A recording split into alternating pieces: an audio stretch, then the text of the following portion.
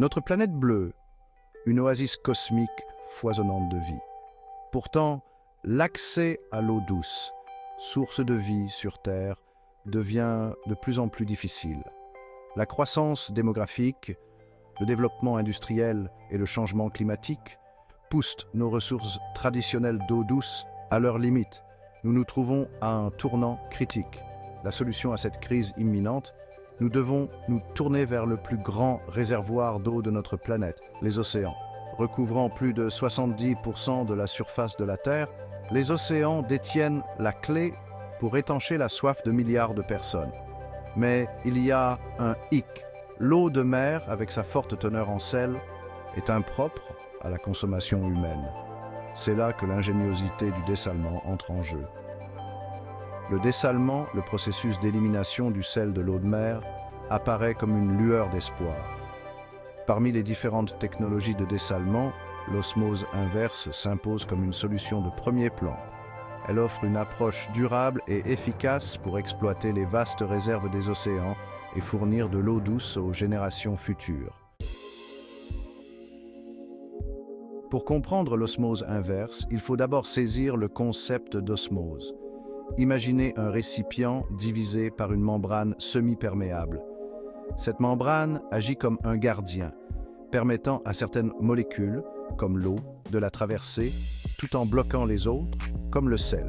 Maintenant, introduisons des solutions avec des concentrations de sel différentes de chaque côté de la membrane. La nature aspire à l'équilibre. Les molécules d'eau se déplacent du côté où la concentration en sel est la plus faible vers le côté où elle est la plus élevée. Ce flux naturel d'eau est l'osmose. L'osmose inverse, comme son nom l'indique, inverse ce processus. En appliquant une pression sur le côté où la concentration en sel est la plus élevée, on peut surmonter la pression osmotique.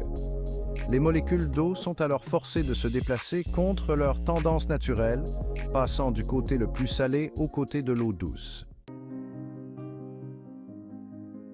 Le voyage de l'eau de mer salée à l'eau pure et potable dans une usine de dessalement par osmose inverse comporte plusieurs étapes cruciales. Tout d'abord, l'eau de mer est puisée dans l'océan et subit un pré-traitement. Cela permet d'éliminer les gros débris ou les organismes marins qui pourraient obstruer les délicates membranes. L'eau de mer pré-traitée est ensuite pompée à haute pression dans des récipients contenant des milliers de membranes semi-perméables.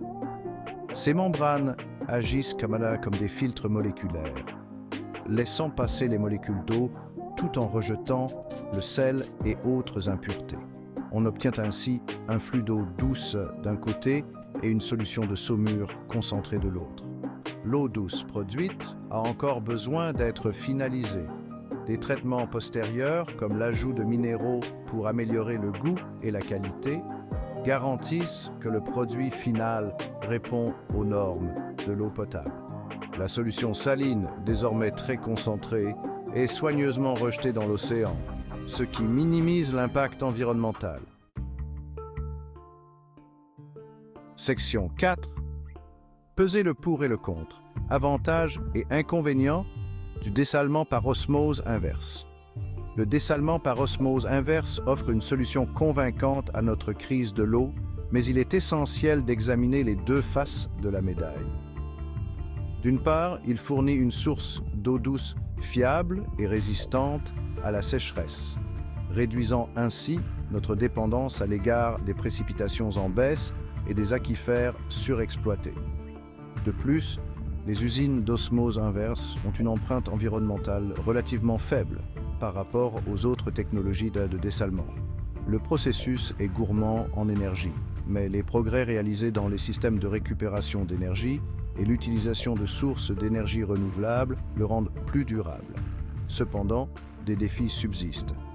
Le coût initial de construction et d'exploitation de ces usines peut être élevé, et l'élimination de la solution saline concentrée nécessite une gestion prudente afin de minimiser son impact sur les écosystèmes marins.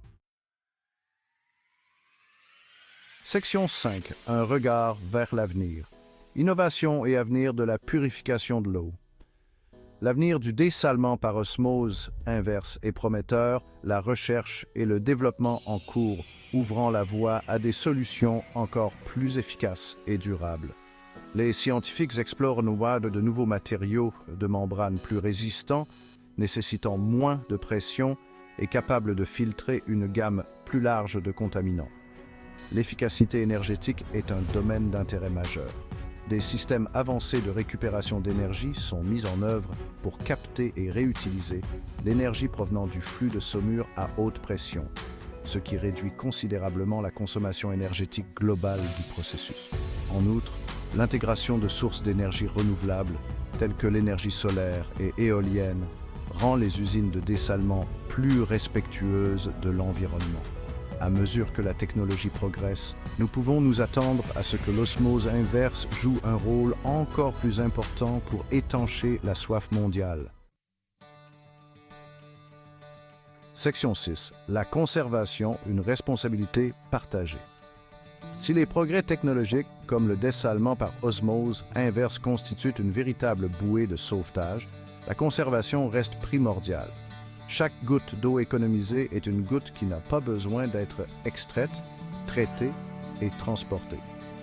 Des changements simples dans nos habitudes quotidiennes peuvent collectivement avoir un impact significatif. Soyons attentifs à notre consommation d'eau, en réparant rapidement les fuites et en optant pour des appareils électroménagers économes en eau. Soutenir les politiques qui encouragent une gestion responsable de l'eau et investir dans les technologies de conservation de l'eau sont des étapes cruciales dans la bonne direction. L'avenir de notre planète bleue dépend de nos efforts collectifs.